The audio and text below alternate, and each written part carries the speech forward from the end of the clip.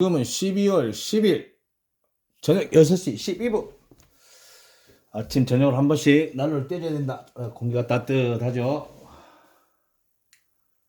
자, 불멍하십시오. 불멍.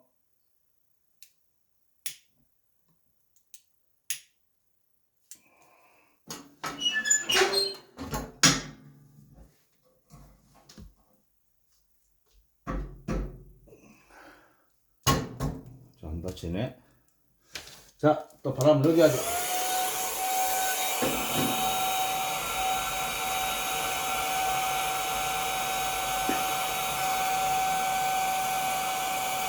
난로망.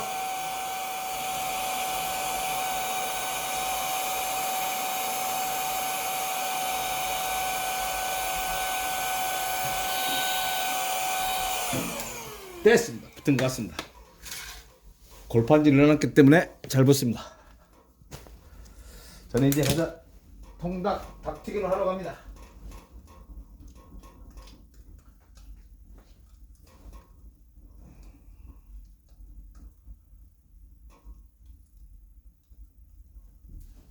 맛있어.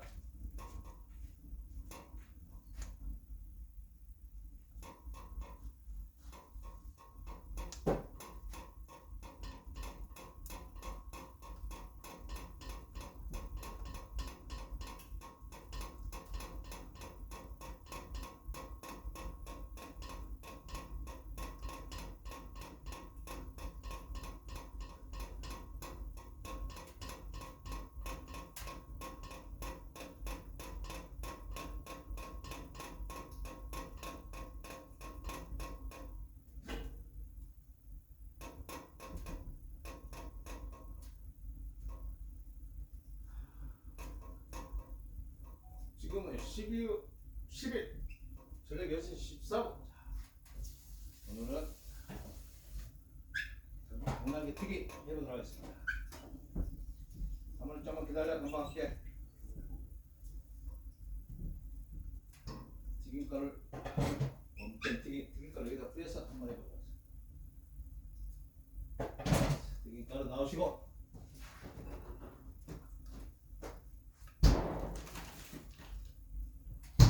튀김가루를 튀김가루 새 거다. 튀김가루 새 거예요. 새 거.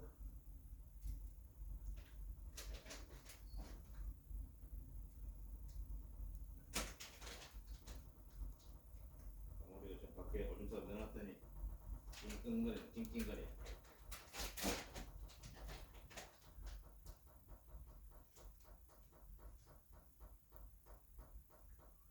대변만 가리면 진짜 개 키기 좋은데 대변 때문에 진짜 개가 힘들어. 자, 원펜. 됐어.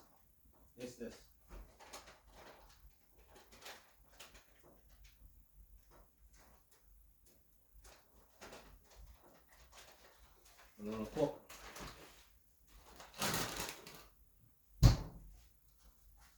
자, 손을 묻히기 싫으니까 집게가 큰거 나도 더 큰 거는 없네.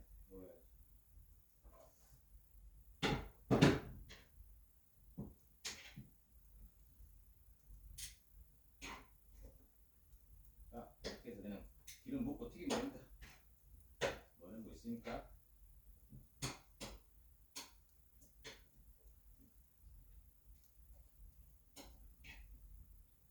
야, 튀김가루 많이 안 묻혀도 됩니다. 어차피 튀김가루 안 묻히고 껍질만 튀겨도 맛있습니다. 기름 튀긴 것은 어떻게 해도 맛있어.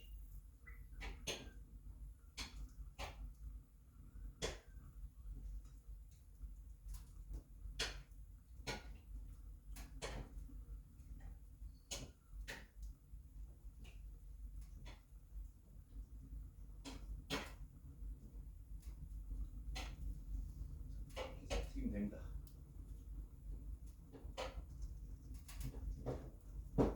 신기하지 않습니까?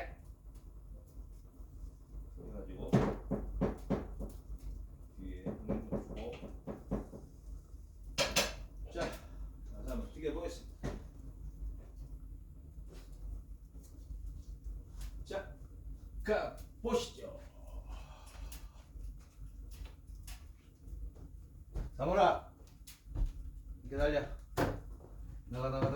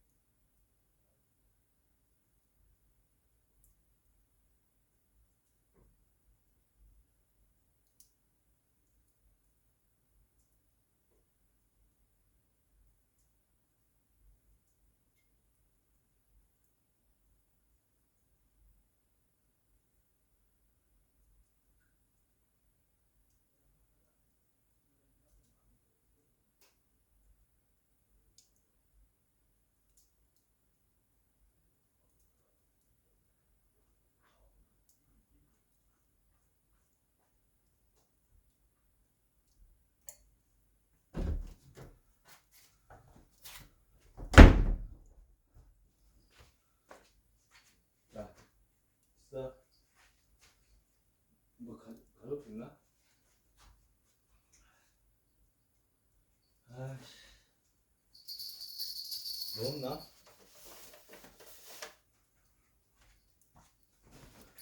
신문지가 없나?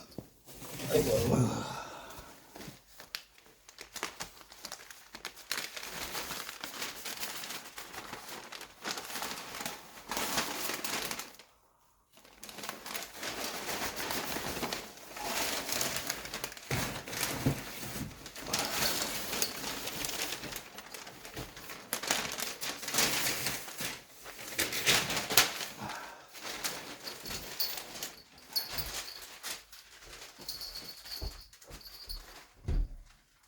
엄마 여기 있어. 엄마 올게.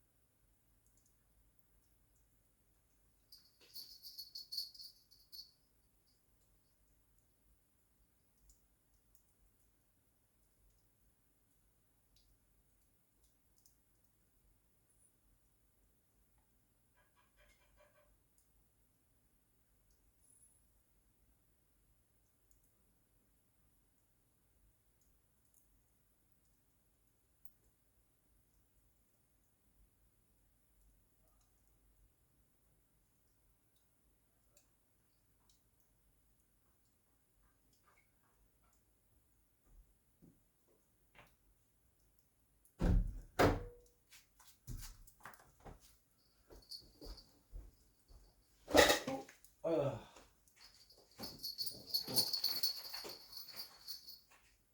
선물 먹어. 자, 먹어. 이미 있었다 먹어라 그거. 튀김. 자, 이제 프라이팬을 가져가야지.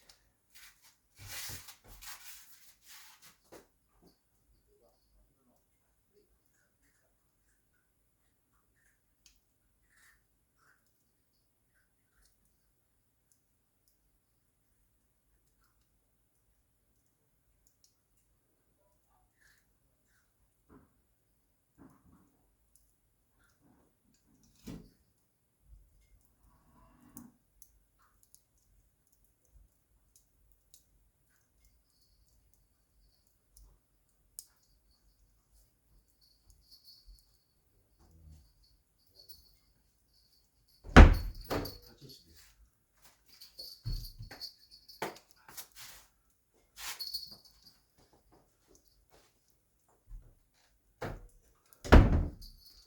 가.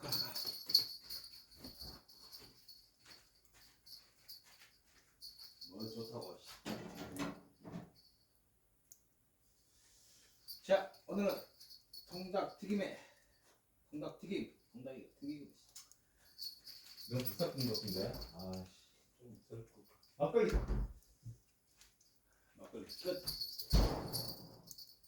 아, 소금. 자, 이렇게 먹으면 되겠습니다. 아, 마늘도 먹까? 된장 빼, 된장. 된장 나오세요. 된장. 자, 끝. 오늘 저녁은 닭날개 윙봉 튀김, 생마늘, 된장, 순산 막걸리. 이야, 순산 막걸리 좋습니다. 오늘 샀습니다. 가면 구독자분 이것도 로또 1등 대시받는 생백 1등 25 화이팅. 감사합니다. 끝.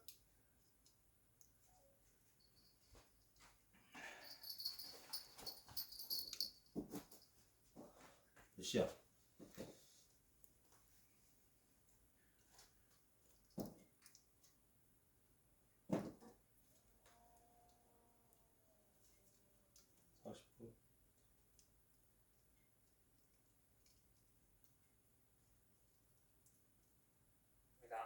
리포트에서 보셨지만 윤 전 대통령은 처음엔 신윤원을 통해 간접적으로 전성수 서초구청장 후보를 공천하려는 취지의 의사를 전달했습니다.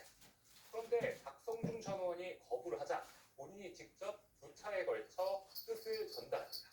박 전 의원의 녹취 속에는 처음부터 김건희 여사 측근이 전성수 후보를 위해 전방위적으로 접근했다는 언급도 있습니다. 직접 들어보시죠. 예. 김건희 여사를 그때 잡아가지고 그쪽으로 했어. 그래도 박 전 지금은 의원이 윤 전 12월 대통령의 요구를 한 차례 저녁 6시 41분 김건희 씨가 저녁 나섰다는 6시 식으로 41분 한 번 더 통닭 튀김 통닭봉 박민봉 날개 온 튀김 사모님을 통해서 온 데로 말을 치고 3월도 좀 줘야지. 실제 김건희 씨가 어떤 영향력을 사모님은- 끼쳤는지는 명확하게 드러나지 않았습니다. 다만 지난 공천 결과에 대해서 당시 경쟁하던 후보들이 강하게 반발했고 가처분 소송까지 냈습니다. 해당 녹취록에 대해서 당시 후보들에게 물으니 이들은 JTBC에 기억하고 싶지 잠깐 않다며 말을 안 자, 했습니다. 시간 빼고 소송까지 갔군요. 어제 보도한 강서구청장 공천 계획도 그렇고 이번에도 대통령 그거는 당선인 신분일 때 있었던 이거는 일이죠. 네, 그렇습니다. 공천이 한참 이뤄진 자 시기는 거꾸로 들고 2022년 못 살겠다 못 살게 윤 전 대통령이 대통령에 취임하기 전, 못 그러니까 살게. 당선인 신분이던 때입니다. 머리띠 하고 그때 김영선 전 의원이 당선된 2022년 국회의원 보궐선거에도 명태균 씨의 부탁을 받고 개입한 게 이미 드러난 바 있고요. JTBC가 처음 보도한 대로 김태우 강서구청장 공천, 가만 기다려. 오늘 보도한 있겠다. 서초구청장 공천에도 개입한 흔적이 나옵니다. 떨떨떨떨떨떨떨떨 이것은 입에서 난 소리를 합니다. 커피는 바리스타 술은 따리스타. 좀 파이팅도 있고 거기 누가 나오냐 뭐 해서 얘기를 들어보니까 뭐 그냥 그래. 그래서 하여튼 좀 김태우를 좀 뛸 수 있게 하면은 내가 볼 때는 경쟁력이 있어서 자 이렇게 그거 조심해. 당선인 신분일 때부터 부적절한 개입을 했던 건데 특히 김태우 강서구청장의 경우에는 공천해선 안 된다는 여론에도 불구하고 무리하게 공천을 했다 결국 직을 잃었습니다.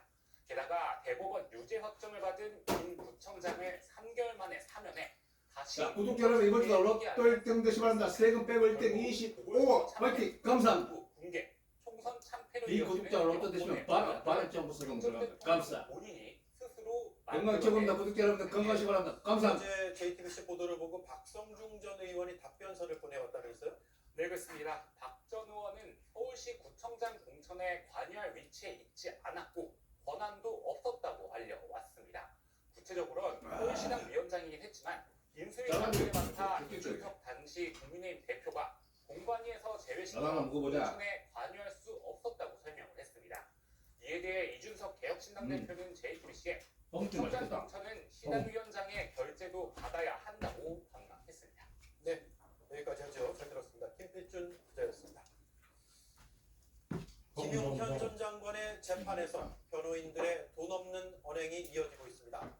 조희대 대법원장 얘기를 꺼내며 사법부 위기를 주장했고 자신들에게 불리한 증인에게 무리한 요구도 서슴지 않았습니다. 법정 질서 위반으로 감치 선고를 받자 항고를 했는데 법원은 이를 기각했습니다. 정수아 기자. 제가 직접 가는 소금을 김윤현 전 장관 내란 재판이 끝나기 직전 김 전 장관 변호인은 돌연 조희대 대법원장 이야기를 꺼냈습니다. 이재명 대통령의 공직선거법 사건 선고와 관련해 공수처에 입건된 걸 거론하면서 사법부가 위기에 처했다고 주장한 겁니다. 3월 또 하나 줘야지 또.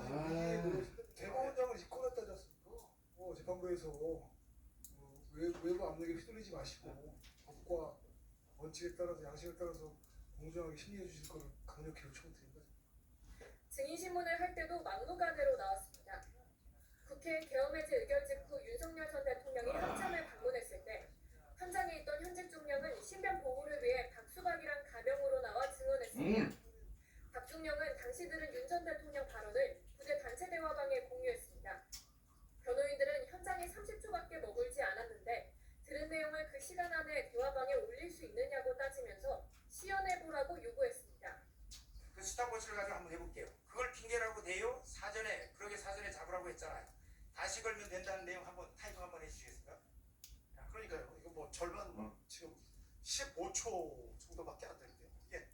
이랬던 변호인은 질서 유지를 위해 국회에 진입했다면서 김 전 장관에게 특임단장이 증인으로 나오자 태도가 달라졌습니다. 대한민국 제1의 최정예 부대가 대테러 부대가 우리 707 특임단이라는 것을 알고 있습니다. 보시게 돼서 영광이고요. 가짜뉴스 피해가 만만치 않아 명예가 실추되지 않았냐면서 기사 하나하나에 반박할 기회를 주기도 했습니다. 앞서 법정 질서 위반으로 감치 선고를 받은 김 전 장관 변호인들은 불복해 항고했지만 서울고등법원은 기각했습니다. JTBC 정수입니다. 신변 보호를 위해 박수박이라는 가명으로 증인석에 앉은 육군 중령은 김용현 전 장관의 면전에서 이 한마디를 남겼습니다. 군인의 제복은 권력이 아닌 국민의 방패다. 방청석의 윤 전 대통령 지지자들은 비웃었습니다. 심강 기자입니다. 국회가 계엄 해제 요구를 의결했지만 윤석열 전 대통령은 곧바로 계엄을 해제하지 않고 합동참모본부로 향했습니다. 당시 합참에서 근무하고 있었던 박수박 중령은 윤 전 대통령이 김용현 전 국방부 장관에게 잡으라고 했잖아요 라고 하면서 질타하는 걸 들었다고 기억했습니다. 국회의원 체포 지시를 뒷받침하는 증언입니다. 일단 핑계라는 단어가 기억나고, 그러게 잡으라고 했잖아요 라고 단어가 문장이 기억나고, 2차 계엄을 언급하는 대통령의 발언은 충격을 받았다고 했습니다. 또 다시 걸면 된다라고 했을 때 진짜 돌이킬 수 없는 강을 넘어가는구나라는 생각을 했던 걸로 기억합니다. 증언을 마치기 직전 마지막으로 하고 싶은 말이 있다며 다시 입을 뗐습니다. 우리 군은 과거 권위주의적 시대의 과오와 단절하기 위해서 이 정치적 중립이라는 교육은 제가 귀에 못이 박히도록 들었습니다.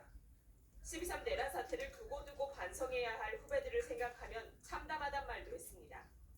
그러곤 김 전 장관 눈앞에서 군복은 국민의 방패로서 입는 것이라고 소신 발언을 했습니다. 저는 군인의 제복은 특정 권력의 사병이 되는 때 입으라는 것이 아니라 국민의 방패가 되기 위해서 입어야 될 수의라고 생각합니다. 방청석에 있던 윤 전 대통령 지지자들은 이 순간에도 박 대령을 비웃었습니다. 박 중령은 군이 신뢰를 회복할 수 있도록 올바르고 공정한 판결을 부탁한다며 말을 마쳤습니다. JTBC 심간입니다. 순직 해병 특검이 최상병 사건 당시 똥을 좀 싸지 마. 많이 갔으면 내가 보고 비위 있지. 사실을 알았어? 국방부가 그런데 2주가 지나도록 조사를 시작하지도 않고 있습니다. 계엄버스에 탔던 군사경찰 수장이 뒤늦게 경질된 사실도 어제 저희 보도로 드러난 상태입니다. 유선희 기자가 취재했습니다. 순직해병 특검은 현역 군인 일부가 최상병 순직 사건에 연루된 사실을 군에 알렸다고 했습니다. 현역군의 7명에 대해서는 비사실을 관계기관에 통보하였습니다. 이 가운데는 최상병 순직 사건 당시 군검찰 2인자인 국방부 고등검찰부장을 맡고 있던 양모 대령이 포함된 것으로 확인됐습니다. 특검은 양 대령이 김동혁 당시 국방부 검찰단장과 공모해 수사 결과를 바꾼 정황 등을 확인해 국방부에 알렸습니다. 법무관리관실 소속 이모 중령 등이 사건 회수와뇌문서 작성 등에 관여한 정황도 통보했지만 군은 아직 조사에 착수조차 하지 않은 것으로 파악됐습니다. 지난 9월엔 특검 수사를 받던 이 중령이 대령으로 진급했고 이 과정에 계엄버스에 탑승한 김상환 육군 법무실장이 관여한 정황이 드러나 이재명 대통령이 직접 문제를 지적하기도 했습니다. 가담 정도가 극히 경미하더라고요. 어쨌든 가담을 한 게 사실이면, 부역한 게 사실이면, 그건 뭐 승진시키는 거 말이 안 되잖아요, 그죠?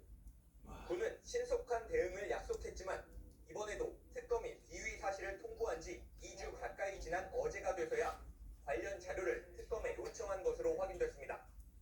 또 계엄버스에 탑승했던 김승환 국방부 조사본부장 직무대리를 수개월 동안 군사경찰 수장 자리에 두다가 뒤늦게 경질한 사실이 어제 JTBC 보도로 드러나기도 했습니다. 국방부는 순직해병 사건과 관련해 김동혁 전 국방부 검찰단장을 어제 12.3 비상계엄 사태와 관련해 김용대 전 드론작전사령관을 오늘 각각 보직 퇴임했다고 밝혔습니다. 순직해병과 내란 특검 수사가 시작된 지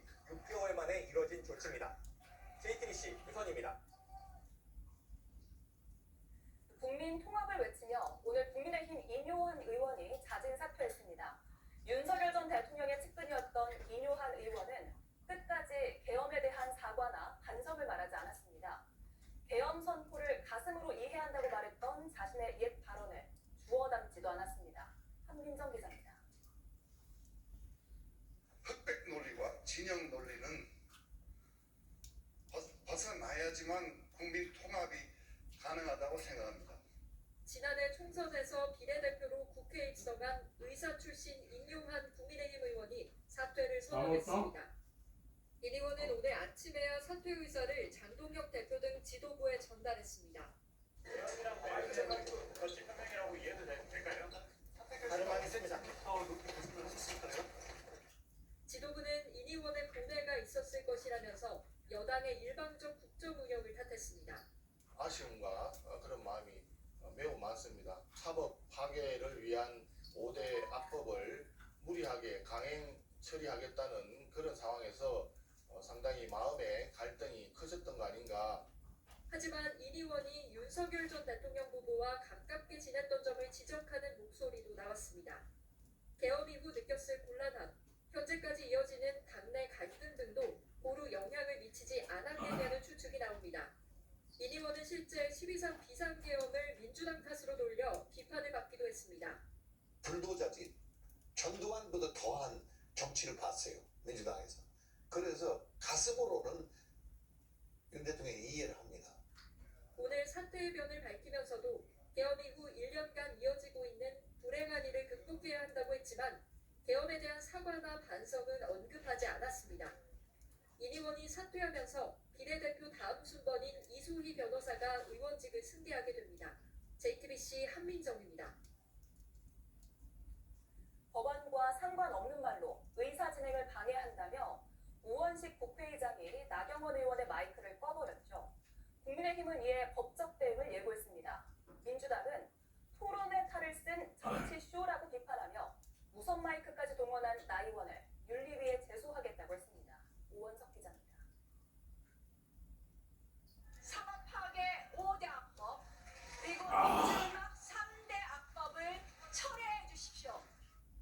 의제의 발언을 계속하시면 그러면 마이크를 끌 수 있습니다. 어제 국회 본회의 필리버스터 첫 주자로 나선 나경원 국민의힘 의원이 발언을 시작한 지 13분 만에 우원식 국회의장은 마이크를 껐습니다. 국민의힘은 항의했는데 박규택 국민의힘 의원이 나와 나 의원에게 무선 마이크를 달아줬습니다. 진행되고 있는 게 있어요? 마이크 있으면 치우세요 일단. 아니 마이크 치우세요. 참. 무선 마이크를 써도 되는지 안 되는지 공방 속 정회가 선포됐습니다. 마이크 운영하는데 우리 마이크는 녹음용이었습니다. 국민의힘은 마이크 전원 차단과 정회로 필리버스터가 중단된 데 항의하며 국회의장실로 몰려갔습니다. 이 과정에서 승강이도 벌어졌습니다. 우리가 우리 원내대표를 미쳤다. 그래서 시비가 벌어졌다 해가지고. 국민의힘은 편파 진행이라며 우 의장의 법적 대응을 하겠다고 했습니다. 그럴 바에는 차라리 국회의장 내려놓고 진정인 더불어민주당 평의원으로 돌아가라. 민주당은 나 의원 등에 대한 징계를 추진하겠다고 했습니다. 질서유지 의무와 의사진행 방해 금지 규정을 무시하고 무선 마이크와 피켓까지 들고 들어와 본회의장은 사실상 혼란의 현장으로. 국민의힘은 내일 본회의에서도 필리버스터에 나설 왕문자. 방침입니다. JTBC 오원석입니다. 인권의 날 기념 행사에 인권위원장의 출입이 막혔습니다. 내란 옹호와 반동성의 발언으로 이 내내 시끄러웠는데 시민단체들이 행사장 진입을 막은 겁니다. 인권위 설립 이래 처음으로 전직 인권위원장들의 사퇴 요구도 나왔습니다. 김영민 기자입니다. 서울 중구 안중근 의사 기념회에서 열린 인권의 날 기념식 행사장 입구입니다. 안창호 인권위원장이 모습을 드러내자 시민단체 회원들이 앞을 가로막습니다. 윤석열 전 대통령의 방어권 안건을 의결하는 듯 내란 행위를 옹호한 위원장이 인권의 날 행사에 참석해서는 안 된다는 겁니다. 맞은편에는 안 위원장을 지지하는 극우단체까지 몰리며 대치가 이어졌습니다.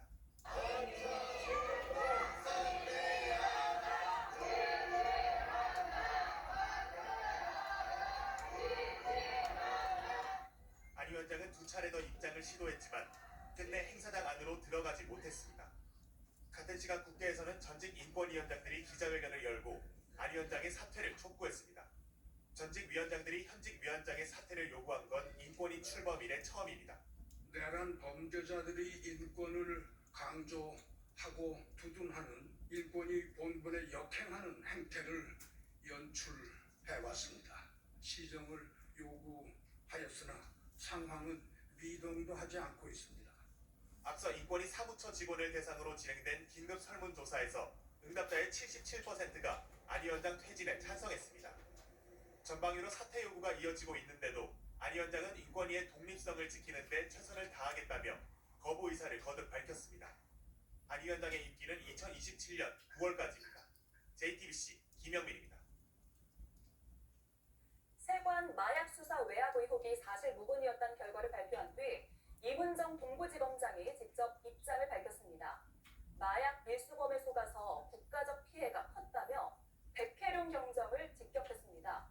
그러자 백경정도 맞받았습니다. 세관 직원들의 실명이 담긴 조서까지 공개하며 반발했습니다. 배양진 기자입니다. 뭐가?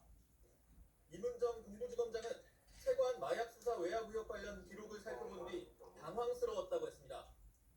세관이 마약 밀수를 도왔다는 백혜룡 경정 주장의 유일한 근거인 마약 밀수범들의 진술이 오락가락했고 진술을 짜맞춘 정황까지 현장 검증 영상에 남아있었던 겁니다.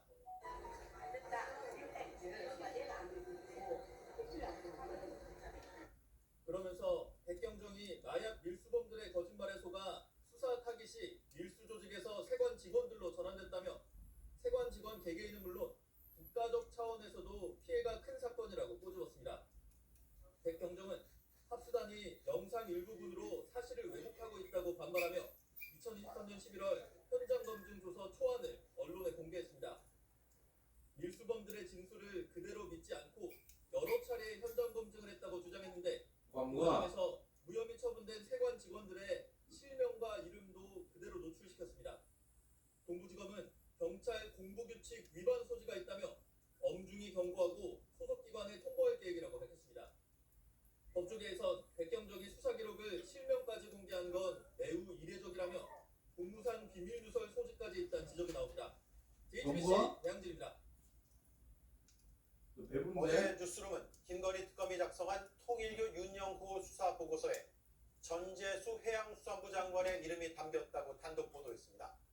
후속 취재 결과 특검은 이 사건을 윤영호 뇌물공여 사건으로 이름 붙였습니다. 여기서 주목되는 건 뇌물공여입니다. 정치자금법 위반 혐의는 공소시효가 7년이지만 뇌물 혐의는 공소시효가 최대 15년입니다.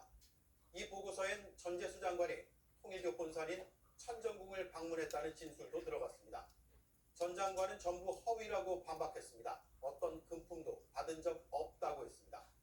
해외 출장에서 돌아오는 내일 오전 공항에서 입장을 밝힐 것으로 보입니다. 박병현 기자가 취재했습니다. 통일교 2인자였던 윤영호 전 세계본부장이 올 8월 전재수 해양수산부 장관에게 건넸다고 진술한 금품은 두 가지입니다. 3천만 원에서 4천만 원의 현금이 담긴 상자와 명품 시계 2점입니다. 시계 브랜드론 까르띠에와 불가리가 언급됐습니다. JTBC 취재 결과 김건희 특검은 이 사건을 윤영호 전 본부장의 뇌물공여 사건으로 명명하고 국가수사본부에 이첩한 것으로 파악됐습니다. 금품을 건넸다고 진술한 시점은 2018년에서 2020년 사이입니다. 맛있다. 전재수 장관이 문재인 정부 친문 핵심으로 꼽히던 때입니다. 특검은 금품의 부정한 청탁이란 대가성이 있는 것으로 의심합니다. 문재인 정부 주류였던 전재수 장관에게 통일교 현안을 부탁하기 위해 돈과 시계를 줬다고 판단한 겁니다. 뇌물죄가 적용되면 무릎 고 던지는 게 국물 아니겠습니까? 그러면 경찰 특수부는 시효에 쫓기지 않고 수사할 수 있게 됩니다. 또 윤정권 부장은 특검에 전재수 장관이 통일교 본산인 가평 천정궁을 방문했다는 진술도 남겼습니다. 이러한 윤 전 본부장의 주장은 문답 형식의 진술서로 수사 보고서에 첨부됐습니다. 미국 출장 중인 전 장관은 금품 수수 의혹에 대해 전부 허위란 입장을 내놨습니다. 한 10원짜리 하나에 불법적인 금품 수수가 없었다라는 점을 분명하게 말씀을 드릴 것이고 명백하게 허위 사실이라는 것을 제가 끝까지 분명하게 밝힐 수 있도록 최선을 다하겠습니다. 전 장관은 내일 이른 아침 공항에서 취재진 앞에 설 것으로 보입니다. JTBC 박병현입니다.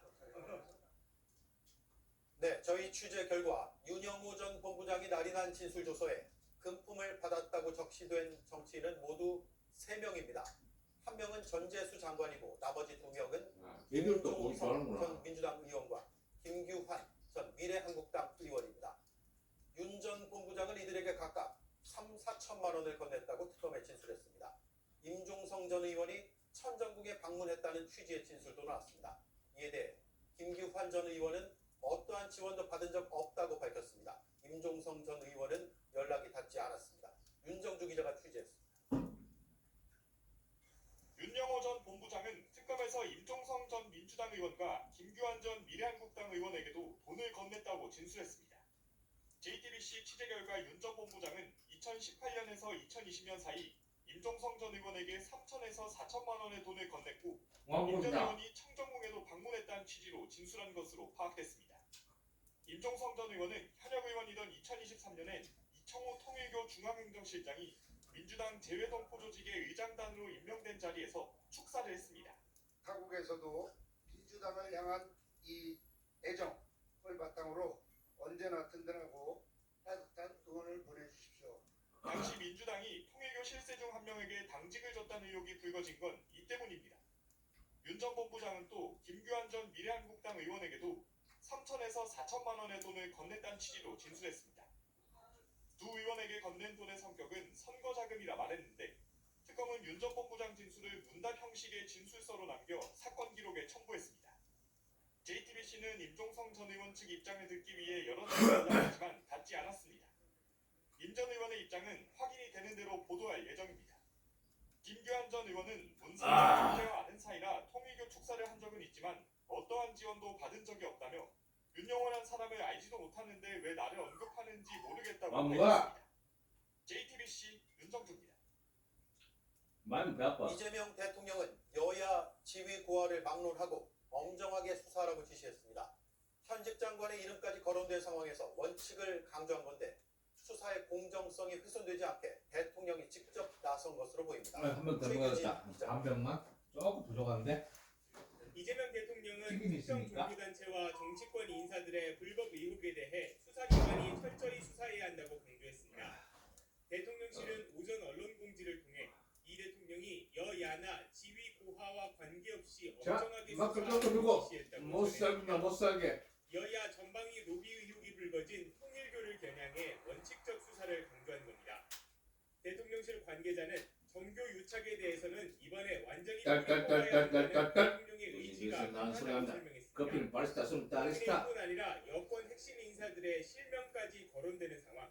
특히 전재수 해양수산부 장관의 경우 차기 부산시장 유력 후보로도 거론되는 만큼 뭔가? 사장이 더 커지기 전에 이 대통령이 직접 선을 그은 거라는 해석이 나옵니다. 이 대통령은 2주 연속 국무회의에서 종교단체의 정치 개입을 철저히 다룰 것을 지시했습니다. 헌법에 있잖아요. 그 전교분리 원칙은. 근데 이게 헌법 위반 행위인데 이걸 방치하면 헌정질서가 파괴될 뿐만 아니라 이게 종교전쟁 비슷하게 될 수도 있어요. 당연히 사단법인이든 재단법인이든 법인격 제도 헌법과 법률 위반되는 지탄받을 행위를 하면 해산시켜야지. 또 야권의 선택적 수사라는 비판이 나오는 데 대해 계엄 수사 동력에 차질이 생겨서는 안 된다는 판단도 작용한 걸로 보입니다. JTBC 최규진입니다. 경찰이 민주당 인사들의 통일교 금품 수수 의혹과 관련해 특별 전담 수사팀을 꾸려 수사에 착수했습니다. 경찰청 국가수사본부는 오늘 오후 1시 30분쯤 김건희 특검으로부터 관련 사건 기록을 접수받고 바로 검토한 결과 이같이 결정했다고 밝혔습니다. 일부에서 제기하고 있는 공소시효 문제 등을 고려해 신속한 수사 착수가 필요하다고 판단했다는 설명입니다. 윤영호 전 본부장은 오늘 자신의 결심 공판에서 금품을 받았다는 의원들의 실명을 공개하겠다고 공언했습니다. 조금 전에 결심이 끝났습니다. 바로 법원을 연결하겠습니다. 여도영 기자, 윤 전 본부장이 정치인들의 실명을 거론했습니까? 네, 결론부터 말씀드리면 민주당 의원 실명 나오지 않았습니다. 윤 전 본부장은 총 9분간 최후 진술을 했는데요. 여기서 통일교가 어프로치했다는 민주당 의원 이야기는 전혀 하지 않은 겁니다. 예, 그러면 9분 동안 이어진 최후 진술에서 무슨 말을 했습니까? 네, 매일 지옥을 경험하고 있다면서 눈물로 최후 진술을 시작했습니다. 교단의 꼬리 자르기와 도저히 신앙 공동체라 할 수 없다는 걸 봤다면서 자신의 억울함을 토로했습니다. 또 교단과 무관한 개인의 사적 동기는 없었다는 점도 강조했는데요. 지금 김건희 씨와 권성동 의원에게 이렇게 군품이 전달된 걸 두고 개인의 일탈이다 이렇게 몰고 가는 통일교와 한학자 총재를 겨냥한 겁니다. 또 아이가 셋이 있고 공황장애가 있다라는 점도 강조하면서 보석이 필요하다는 이야기도 했습니다. 예, 오늘 재판이 김건희 씨 청탁 관련 결심 재판이었는데 정규 유착을 보여주는 중요한 결심입니다. 윤 전 본부장의 구형량은 얼마나 나왔습니까? 네, 모두 합쳐 징역 4년이 구형됐습니다. 정치자금법 위반이 2년, 청탁금지법 위반 등 나머지 3개 혐의가 2년입니다. 특검은 김건희 씨나 권성동 의원 이렇게 투트랙을 통해서 통일교 현안을 해결하려고 했다 이렇게 판단했습니다. 선고는 내년 1월 28일 오후 3시에 열립니다. 이날은 김건희 씨 선고도 있는 날입니다. 지금까지 서울중앙지방법원에서 JTBC 여도현입니다. 창원 모텔에서 중학생들을 살해한 20대 남성은 과거 미성년자 성폭행 전력이 있었습니다. 그런데 저희 취재 결과 이 남성에 대한 관리가 제대로 되지 않고 있었습니다. 성범죄 알림이에 신상이 등록은 됐지만 등록 주소에 살지 않았고 전자발찌를 차지 않아서 이동도 자유로웠습니다. 재범 예방에 구멍이 있었던 셈입니다. 배승주 기자가 보도합니다. 경남 창원의 한 다세대 주택입니다. 여중생 등 10대 3명을 찔러 2명을 살해하고 3층에서 뛰어내려 숨진 20대 남성은 지난달 19일 월세 30만 원에 이 건물 2층 방을 계약했습니다. 미성년자 성폭행 혐의로 5년을 공격당해 출소하고 5달 정도 지났을 때입니다. 남성은 해당 주소로 전입신고를 했고 성범죄 알림이에 얼굴과 주소가 공개됐습니다. 하지만 남성은 이곳에서 거주하지 않았습니다. 택배로 온 짐은 방치돼 있었고 집주인은 남성을 보지 못했다고 말했습니다. 나는요. 그러니까 그냥 내가 거기 뭐하러 갑니까? 안 갑니다. 야, 그거 영 떨어서 필요 없어 안 돼. 공공관찰소는 남성이 실제 거주하는지 확인하지 않았습니다. 앞서 검찰은 두 차례 미성년을 상대로 유사한 성범죄를 저지른 만큼 재범 우려가 높다며 전자발찌 부착 명령을 때문에 성범죄 알림에 공개된 주소와 다른 곳에서 거주가 가능했고 전자발찌도 없는 탓에 자유롭게 돌아다닐 수 있었습니다. 언제 어디서 어떻게 이렇게 저희한테 접근할지 모르니까 위험 요소가 아주 크고 그렇게 남성은 오픈 채팅방을 통해 알게 된 피해 여중생들과 제3의 장소에서 만날 수 있었고 2주 뒤 살인 사건으로 이어졌습니다. JTBC 배승주입니다. 공사 현장에서 한 노동자가 6m 아래로 떨어져 갈비뼈 여러 개가 부러졌습니다. 그럼 119를 불러야 하는데 업체 대응이 황당합니다. 이 노동자를 끌고 가 승용차 뒷좌석에 실어 병원으로 옮긴 겁니다. 죽음의 문턱에서 돌아온 이 노동자의 이야기를 임지은 기자가 보도합니다. 지난 8월 충북의 한 공사 현장에서 60대 일용직 노동자가 6m 아래로 떨어졌습니다. 추락한 노동자를 공사업체 관계자들이 팔을 붙잡아 끌고 나옵니다. 축 처진 노동자를 119 구급차가 아닌 승용차 뒷좌석에 밀어넣습니다. 추락한 60대 노동자 박모 씨는 이 사고로 갈비뼈 여러 개가 부러지고 간도 심각하게 손상됐습니다. 박 씨는 차량이 병원으로 출발하기까지 맨바닥에 방치돼 있었습니다. 지지 끌고 올라온 거죠. 뒷좌석에다 쳐박은 거지 한마디로. 죽는 줄 알았죠. 내가 여기서 죽는 거.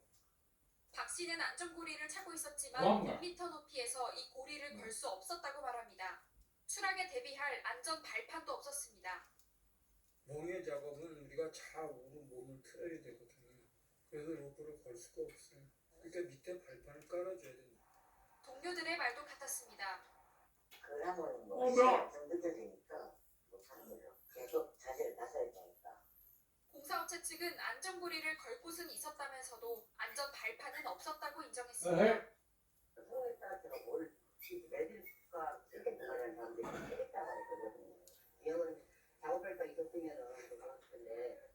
박 씨의 근로계약서도 사고 직후에 부랴부랴 작성됐습니다.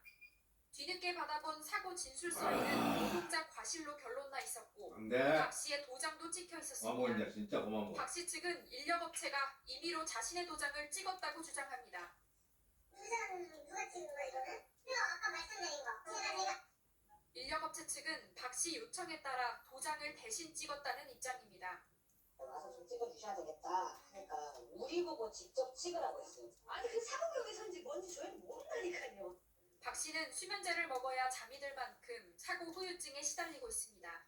JTBC 임지은입니다. 면허를 딴 지 오래 되지도 않은 19살 운전자가 술에 취해서 도주급까지 벌이다 순찰차를 들이받고 멈췄습니다. 꽝 소리가 날 정도로 강한 충돌이었는데 이 과정에서 경찰관 2명이 다쳤습니다. 강나윤 기자가 취재했습니다. 순찰차들 주위로 파편이 어지럽게 흩어져 있습니다. 순찰차 한 대는 앞범퍼가 완전히 찌그러졌습니다. 어제 자정쯤 서울 신내동에서 음주운전 차량이 순찰차를 들이받아 경찰관 2명이 다쳤습니다. 경찰차 소리가 사이렌 소리 말고 그 스피커 소리 있잖아요. 그게 들렸다가 빵 소리가 들렸거든요. 도주하던 차량은 이곳에서 순찰차를 들이받아서야 멈춰섰습니다. 이처럼 부서진 순찰차 파편들도 여전히 남아 있습니다. 사고 1시간 전 음주운전이 의심된다는 신고를 받고 경찰이 출동했습니다. 차량 번호를 조회해 운전자 거주지 지하주차장과 인근 도로에서 기다렸습니다. 그런데 귀가하던 운전자가 순찰차를 보고 그대로 도주한 겁니다. 순찰차 2대가 따라붙었지만 만취 상태였던 운전자는 무시하고 달렸습니다. 약간 좀 취하신 것 같고 이제 실랑이를 좀 겪는 과정에서 소리도 지르시는 부분이 좀 있었어요. 현장에서 검거된 남성은 만 19세로 무면허는 아니었지만 혈중 알코올 농도가 면허 취소 수준이었습니다. 경찰은 남성을 상대로 음주운전 경위와 차량 소유주 등을 조사하고 있습니다. JTBC 강나인입니다. 정보 유출 사태를 끝까지 책임지겠다던 쿠팡의 박대준 대표가 물러났습니다. 그런데 후임자를 두고 여러 말들이 나옵니다. 다음 주 국회 청문회를 앞두고 외국인을 임시 대표로 선임한 건 모르쇠 청문회를 위한 포석 아니냐는 해석이 뒤따랐습니다. 미국인도 징역에 넣으면 되지 뭐. 쿠팡 박대준 대표는 사태 발생과 수습 과정에서 책임을 통감하고 모든 직위에서 물러나기로 했다고 밝혔습니다. 이번 사태가 커지면서 사실상 경질된 것으로 보입니다. 쿠팡의 미국 모회사인 쿠팡 INC는 헤럴드 로저스 미국 쿠팡 최고관리 책임자 겸 법무총괄을 임시대표로 선임했습니다. 로저스 임시대표는 하버드 로스쿨을 졸업한 변호사 출신으로 김범석 의장의 복심으로 평가됩니다. 쿠팡은 미국 쿠팡 INC가 개인정보 유출 사태에 대한 수습을 위해 적극적으로 나서는 차원이라고 설명했습니다. 하지만 이번 인사를 보는 시선은 곱지 않습니다. 당장 다음 주 17일 국회 청문회에 로저스 임시대표를 김 의장 대신 출석하는 방패를 삼으려는 게 아니냐는 관측이 나옵니다. 한국어로 묻고 영어로 답한 뒤 통역을 거치다 보면 답답한 모르쇠 청문회가 될 거란 우려도 있습니다. 이번 선임이 미국에서 벌어질 집단 소송 대비를 감안한 걸로 보인다는 분석도 있습니다. 국가가 폭락했는데 주주들이 소송을 걸 수도 있죠. 쿠팡 미국 법원에다가 쿠팡이 잘못을 해서 국가 떨어지게 다 보상했느냐 법적으로 대응하려고 미국에서 법무 전문가를 한국 대표로 앉힌 것 같습니다. 쿠팡에 대한 정부의 제재도 구체화되고 있습니다. 김민석 국무총리는 심각한 수준을 넘었다며 법 위반 사항에 대해 엄정 조치하라고 주문했습니다. 개인정보보호위원회는 쿠팡에 지난해 11월 주관한 제3자 불법 접속에 따른 손해 면책 규정을 개선하고 탈퇴 절차를 간소화하라고 요구했습니다. 또 한 시민단체는 오늘 경찰청 국가수사본부에 김 의장 등을 개인정보보호법 위반 등 혐의로 고발하기도 했습니다. JTBC 박준우입니다. 쿠팡 디톡스. 쿠팡을 끊었더니 씀씀이가 줄었다는 뜻입니다. 몇 번의 클릭에 쉽게 돈을 쓰던 때와 달리 오프라인에서 딱 필요한 것만 사기 때문인데요. 책임을 피하기만 하는 모습에 실망해서 쿠팡 디톡스를 시도하고 탈퇴를 인증하는 소비자가 늘고 있습니다. 전다빈 기자가 직접 들어갔습니다. 망원시장에 장을 보러 나온 김연아 씨는 본인은 물론 가족들의 쿠팡 유료 멤버십을 다 해지했습니다. 택배 노동자들 사망 사고가 너무 많아가지고 대표가 나서서 사과해도 못 알았는데 입장 표명도 안 하고 숨어만 있으니까 대신 전통시장을 가고 배송이 필요할 땐 각종 온라인 플랫폼들을 이용하는데 처음엔 우려했지만 이내 적응돼 불편하지 않습니다. 먹거리는 많이 시장 먹었다. 그만 먹어.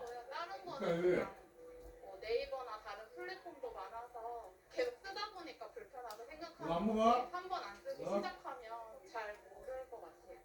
또 다른 이용자는 쿠팡을 탈퇴하니 과소비를 안 하는 쿠팡 디톡스를 하게 됐다고 말합니다.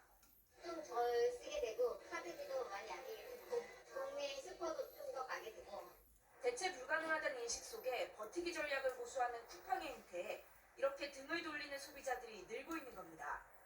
온라인 커뮤니티에서도 쿠팡 탈퇴 인증글이 줄있기도 하고 서로 대체 플랫폼을 공유하기도 합니다. 이러자 탈팡족을 잡기 위한 다른 이커머스 업체들의 경쟁은 점점 치열해지고 있습니다. 쓱닷컴은 결제 금액의 7%가 자동 적립되는 신규 유료 멤버십을 내놓았고 컬리도 12월 신규 가입자에게 멤버십을 2달간 100원에 제공하고 있습니다. 네이버는 이달 들어 7천여 개 브랜드를 대상으로 대대적인 세일을 하고 있습니다. JTBC 전다빈입니다. 쿠팡에 책임을 묻고 싶은 사람은 또 있습니다. 한 달 전 제주에서 새벽 배송을 하다 숨진 배달기사의 유족입니다. 미안하다, 책임지겠다. 이 짧은 말이 그렇게 어렵냐고 되물었습니다. 이희령 기자가 보도합니다. 지난달 10일 쿠팡 새벽 배송을 하던 오승환 씨가 전신줄을 들이받고 숨졌습니다. 과로사 의혹이 불거졌고 남은 가족들은 국회를 찾았습니다. 제 동생도 죽었습니다. 그런데 쿠팡은 말합니다. 우리 책임 아니다. 오 씨가 가족들 곁을 떠난 지 딱 한 달이 되는 오늘, 가족들은 똑같은 자리에서 또다시 목소리를 내야 했습니다.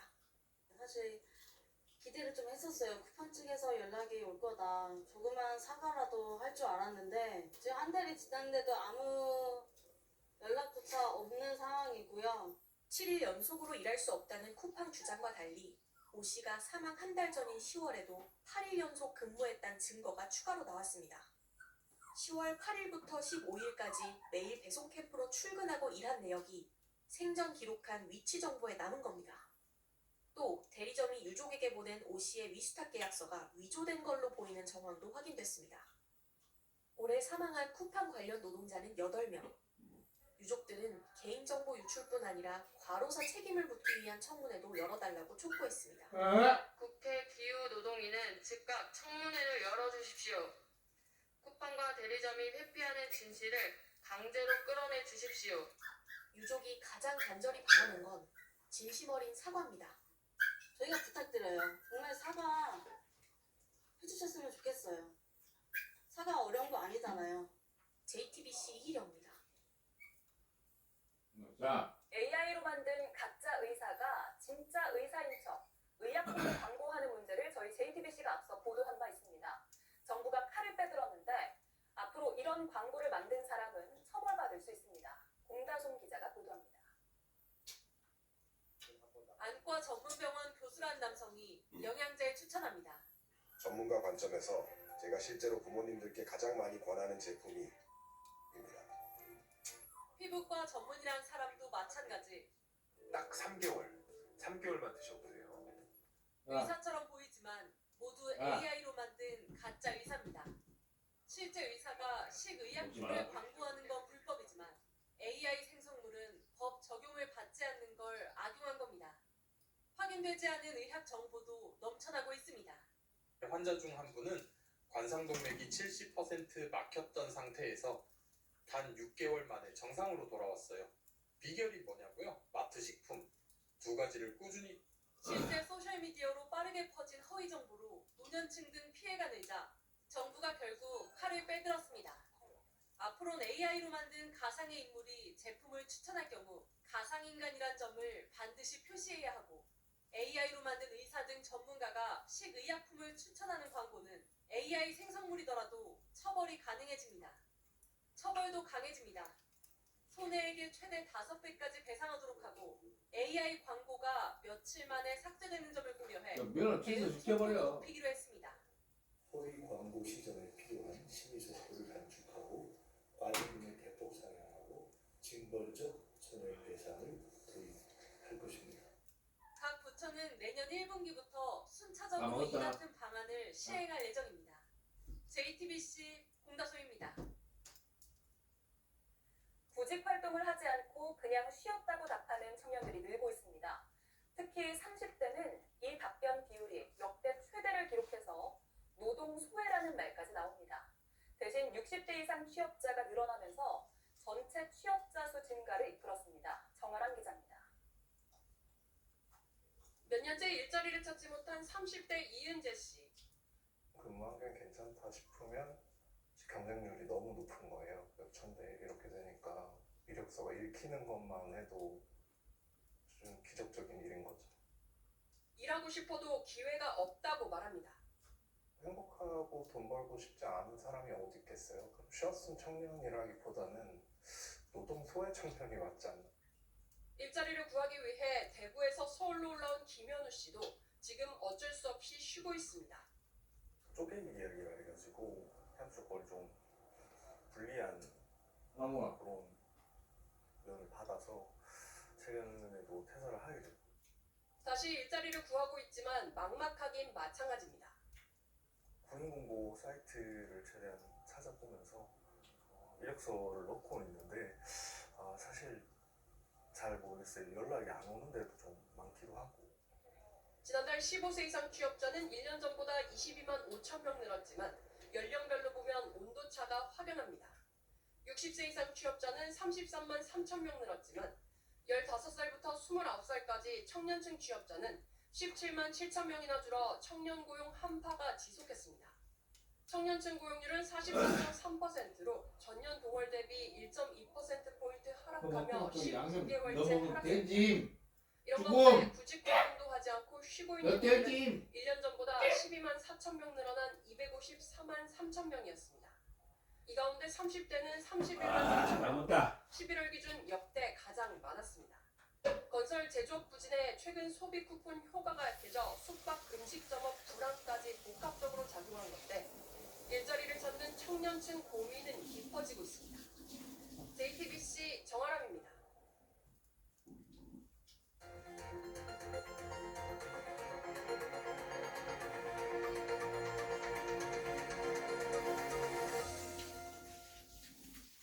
시민들이 성금을 모아 만들고 뭘 먹고 함께 싶어? 바꿔왔던 숲에서 어느 날 갑자기 나무 수백 그루가 잘려나갔습니다. 자전거 도로를 만든다는 건데 숲을 조성할 땐 한계라더니 이제와 일방적인 결정에 주민들은 황당하기만 합니다. 밀착카메라 이상엽 기자가 취재했습니다. 붉은 잎이 떨어져도 내년이면 또 연두빛으로 만날 겁니다.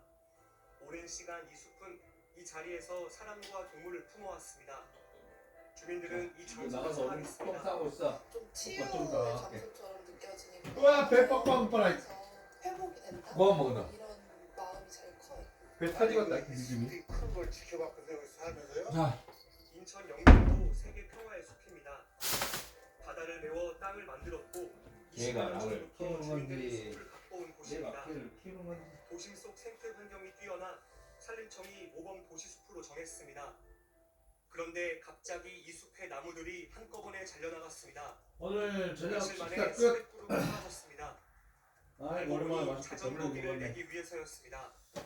24년 동안 이거 갖고 놨는데 이렇게 자전거 도로 낸다고 해가지고 이렇게 생태계를 파괴시켜버리면 되겠단 말이에요. 여기 건너가면은 자전거 길이 있는데 이 안에도 부분적으로 다 있거든요. 근데 여기 왜 자전거 길을 하는지 모르겠는데 이런 공사가 진행된다는 사실 주민들은 전혀 이만 몰랐습니다. 끝내겠습니다. 수석으로 오늘 더 많이 들어와 보고. 보니 나무에 현수막이 걸렸습니다. 자전거 이음길 공사라고 적혔는데 발주처는 아무도 많이 먹고 나도 많이 먹고. 또 이쪽에 굴착기 한 대가 보이고 그 맞아, 옆에 뭐지? 잘려나간 나무들이 무득자를 위해서 롯데 1등 내시 바란다. 세금 빼고 1등 25 화이팅! 감사합니다. 끝! 그래서 저희도 여기까지 750m까지 뚫릴 때까지 전혀 몰랐습니다. 현수막을 현수막도 공사 10월 4일 날부터 공사 시작한 날인데 11월 초에 저걸 붙인 겁니다. 숲에 1.5km 자전거길을 내려다 절반쯤 되고 멈췄습니다. 주민들 항의가 시작돼서입니다. 하지만 굴착기가 숲을 한 번 관통하면서 이미 수백 그루 나무가 잘린 뒤였습니다. 원래 숲이었던 곳에 길이 만들어지고 빨간 깃발도 꽂혔습니다. 뿌리째 뽑힌 나무들도 보이고 수십 년 된 소나무도 확인됩니다. 그리고 참나무도 있습니다. 나이테만 세어봐도 20여년 흔적을 알 수 있는데요. 나무 곳곳에 이렇게 긁힌 듯한 상처들이 눈에 띕니다. 굴착기가 나무를 때려갖고 이제 엎어뜨리는 겁니다. 한 주민은 산림보호법 위반 혐의로 담당 공무원을 경찰에 고발했습니다. 이 숲이 방진, 방음, 방풍 그런 역할을 하는 심장과도 같은 중요한 그 나무 숲인데 하루아침에 이루어지는 게 아니거든요. 지자체는 산림청 등의 허가를 받거나 주민 의견을 들을 필요가 없다고 설명했습니다. 소나무와 참나무도 등록을 하신 거 아니에요? 그게 나올 수밖에 없어요. 그들이 아닌데 법적인 공청이나 그런 막 사업은 아니에요. 숲에 자전거 길이 필요한 이유 이렇게 표현했습니다. 달려가 느리면 위한 거 자전거 이용길이 느리면 위험은 아니지 않나요? 천천히 가는 것도 있어요. 여기는 가끔가다 좀 쉬면서 나가는 그런 시기도 있기 때문에 취재가 시작되자 지자체는 뒤늦게 숲을 원상 복구하고 주민들과 소통하겠다고 해명했습니다. 지자체는 나무를 베고 자전거 길을 만들면 느림의 미학을 느낄 수 있다고 했습니다. 하지만 자연과 공존을 위해 필요한 건 숲을 없애는 것이 아니라 그 숲을 지키는 노력일 겁니다. 1차 카메라 이리 와. 이상엽입니다. 나와. 가만 있어. 너똥 싸지. 안 돼. 네, 비하인드 없다. 뉴스 정치부 이성대 기자와 함께하겠습니다. 시작할까요? 네, 첫 번째 이슈 바로 보겠습니다. 어색한 퇴장.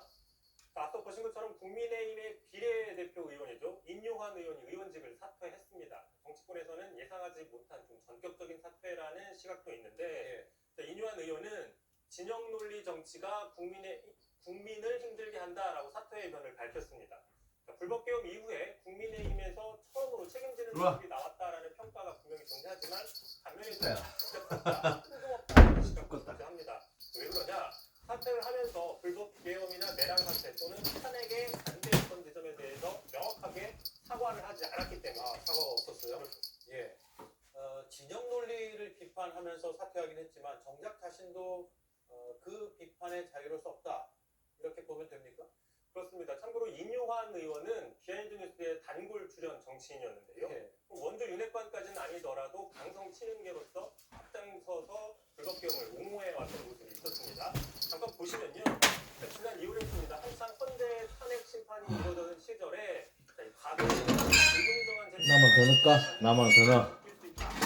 나만 더 넣자. 어짜. 금방 넣자. 어쩌자. 퍼지는 상황이었는데 헌직에 비판이 나왔던 것이고요. 또한 지난 3월 달이었습니다. 윤 전 대통령의 구속이 취소된 직후에 야당이 불법 계엄 탓이 야당 탓이라는 그 DJ 그때도 논란이 된 적이 있었습니다. 그 발언 잠깐 들어보시죠. 예. 옛날 김대중 야당 같았으면 이 지혜스럽지 못한 일을 우리가 포용하겠다. 다 안고 가겠다. 그럼 끝나버린 거예요. 그럼 야당이 아마 집권할 수 있는 능력을 가졌다는 걸 보여줬죠. 그런데 이제 야당의 포용력이 부족하다라는 인식도 문제로 볼 수 있지만 계엄군의 국회 진입이나 정치인 체포 지시 같은 불법 행위를 단지 지혜롭지 못한 어떤 일탈이나 비행 정도 수준으로 축소하는 시각이 더 문제라 이런 지적도 있었던 것입니다. 참고로 대통령이 질풍노도의 사춘기 청소년도 아니고 지혜롭게 감싸줘야 될 대상은 아니라는 거죠. 예. 대통령이 위헌적인 행위를 했는데 야당이 그걸 넓은 아량으로 포용해주지 못해서 문제다라는 식의 주장 납득할 수가 없네요. 그렇습니다. 또 잠깐 또 보시면요. 지난 4월이었습니다. 그런데 이제 반대로 탄핵, 파면 선고가 난 이후에는 윤 전 대통령이 대가를 치른다라고 날선 비판을 하면서 혹시 손절하는 게 아니냐라는 또 분석이 나온 적도 있었습니다. 그 바로 잠깐 들어보겠습니다. 예. In his toolbox, he saw this martial law as a method for punishing the opposition. From logically or reasonably speaking, it was a poor decision. It lacked wisdom, and he is paying the consequences for it now. 예, 그래서 이 때문에 친윤계 안에서도 윤 전 대통령과의 관계 설정을 놓고 친윤계가 분화된다, 분화가 시작됐다 이런 분석도 나왔었는데 결과적으로 불교개혁 1년이 지나서 지금 와서야 조금씩 다른 목소리가 나오네요. 그렇습니다. 그런데 이제 또 눈길을 끄는 건 그 이후에 이뇨한 의원의 입장이 또다시 변화되는 모습이 또 보인다는 것이죠. 앞서 보신 대로 지난 4월에 외신 인터뷰에서는 윤 전 대통령이 현명하지 못한 계엄으로 대가를 치르고 있다라고 좀 비판을 했는데 지난 10월 국내 인터뷰에서는 이렇게 얘기를 했습니다. 윤 전 대통령이 왜 감옥에 가둬놓고 있느냐, 국가 위신을 위해서는 도움이 안 되고 차라리 뭐 가택연금을 하라라는 식의 입장을 밝혔는데 대가를 치르려면 감옥에 있어야지 가택에 있으면 안 되겠죠. 예, 국내용과 국외용 입장이 다른 것 같은데요. 그런 지적도 나왔습니다. 예. 물러나면서 이런 그동안의 행보에 대해서 본인이 책임을 지고 물러났다고도 볼 수 있고 또 반면에 이런 것들을 좀 사과하고 물러나는 게 맞지 않느냐라는 생각도 동시에 드네요. 다음 이슈는요? 자, 두 번째 이슈 보겠습니다. 이번엔 꽉 찼다. 정청래 민주당 대표 지도부가 현장 최고위를 광주에서 개최했습니다. 예산안을 처리한 이후에 첫 지역 방문인데 이 자리에서 호남은 당 핵심 지역 기반이죠. 이번 예산안에서 역대 최대 규모의 예산을 확보했다면서 이 대통령 덕이다. 당과 대통령은 한 목소리를 내고 있다. 이렇게 성과를 홍보했고요. 네. 참고로 이 이후에 이루어진 행사 같은 경우에도 광주시장이나 전남도지사를 포함해서 지역 의원들이 대거 참석을 했습니다. 네. 호남은 민주당의 지지 성향이 강한 곳이죠. 굳이 예산안 처리 뒤에 제일 먼저 간 이유는 뭡니까? 자, 일단 우선 그 최근 당원이든 대의원이든 1인 1표제로 바꾸자는 그 당원 개정안이 부결이 됐습니다. 네. 그래서 정청래 체제의 어떤 리더십이 흔들린다라는 감정이 있었는데 자, 핵심 당원이 많은 호남부터 찾아가서 리더십을 다시 다지는 차원이다라는 분석이고요. 아울러 내년 7월 앞두고 한국 혁신당과의 이 지역 경쟁에서 우위를 선점하는 소속이다 이런 분석도 있습니다. 참고로 지난 8월에도 정청래 대표가 직후에 현장 초구위를 연주한 전남이었습니다. 그런데 이제 당시 의원 지역 의원 18명 중에 절반 넘게 대표가 시작하자마자 한 소리를 했는데 어떤 사람들이 먼저 알고 가시죠? 새끼가 찢으려고. 소속 국회의원들은 다 어디 갔어요? 돈 싸지 말라고 그렇게 많이. 오신 분들 오셨는데 안 오신 야! 분들 그래서 왜 안 왔는지 사례를 조사해서 보고 이렇게 하시면 안 됩니다. 참고로 오늘 18명 중에 13명 이상이 참석을 했습니다. 예. 지난번에는 18명 중에 절반 넘게 불참, 오늘은 18명 중에 13명이 넘게 참석을 했다. 왜 그렇죠? 말씀드린 것처럼 당원 핵심 지역 기반이 있었기 때문에 리더십을 확보하는 차원과 내년 지방선거를 앞둔 그 지역 다지기 차원으로 볼 수 있는 겁니다. 예, 잘 들었습니다. 이성배 기자였습니다.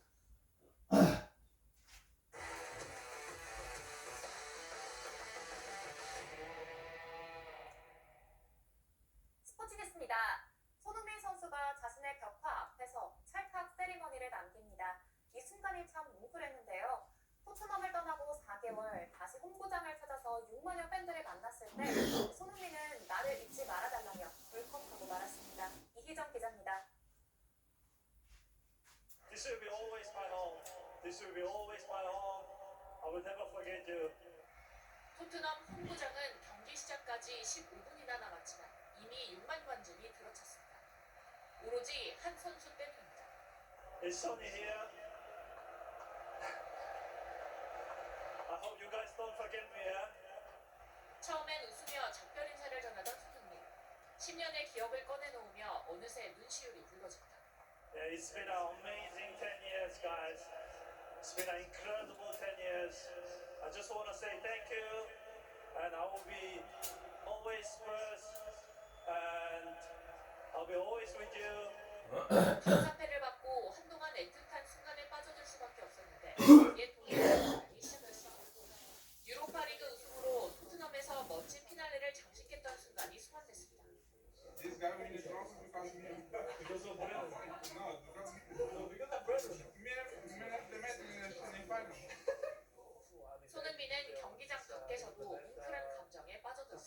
Yeah, it's kind of crazy though, crazy feeling. Thank you for this amazing art. Thank you for you guys make me really special player and special person. 이곳은 이미 팬들 사이에선 성지순례 코스로 자리 잡았습니다. 헤어질 때도 그렇지만 서로를 향한 존중과 애정이 깃든 작별 인사까지. 잉글랜드 프리미어리그는 손흥민이 영웅으로 환영받았다고 평가했습니다. 손흥민이 경기를 관전한 오늘 토트넘은 슬라비아 프라하를 상대로 3대0 완승을 챙겼습니다. JTBC 이희정입니다. 축구도 쉽고 우승도 참 쉽죠. MVP는 말할 것도 없습니다. 메이저리그 사커 최초로 2년 연속 수상인데요.